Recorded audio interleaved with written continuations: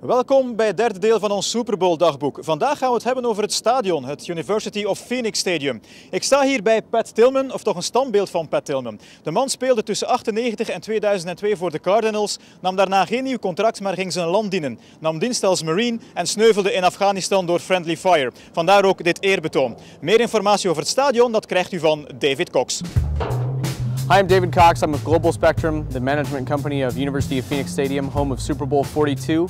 The stadium itself is shaped like a barrel cactus with a rattlesnake coil around it. You don't really see it. A lot of people say it looks like a spaceship landed in the middle of the desert, but that's not the case. If it were painted green, you'd get to see more of a barrel cactus resemblance. Now the roof itself is made out of a composite fabric called bird air. If you've ever been to the Denver airport in the US, that's the same type of fabric. Now it's a translucent fabric, so it lets 100% natural light through the building, and we're as green as we possibly can be from an electrical standpoint because we don't have to turn the lights on for the most part of the days in the building. Another interesting fact about the roof, it's a diffusive technology, so it only allows sunlight to come through the building, into the building, and it actually reflects all the heat. When we open the roof, it takes 12 minutes to actually open the roof, and the unique thing about our roof, we're the only arched roof in North America, and we're also the only facility in North America with a retractable roof and field. And the funny thing about opening the roof is our engineer Dave has to actually put his finger into a button and sit it there for 12 minutes. If he takes it out, the roof will start to close, just as another safety measure. The field tray technology is actually railroad technology, so we have 13 guide rails that roll it into the building.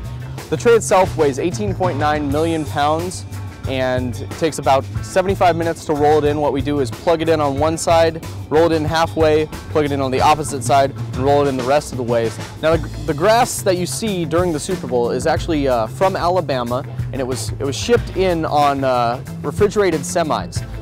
Normally the grass that we have is a local grass that we grow here, and we actually took off that initial layer and put this new one on. Now the stadium itself is actually air conditioning, so if it's 120 degrees outside, we have the ability to cool it down to 78 to 80 degrees, and the stadium itself produces 8,000 tons of cooling, which is equal to 2,300 homes. The stadium naming rights were bought by University of Phoenix, which is an online educational institution. It was $154.5 million for 20 years to purchase just the name of the facility.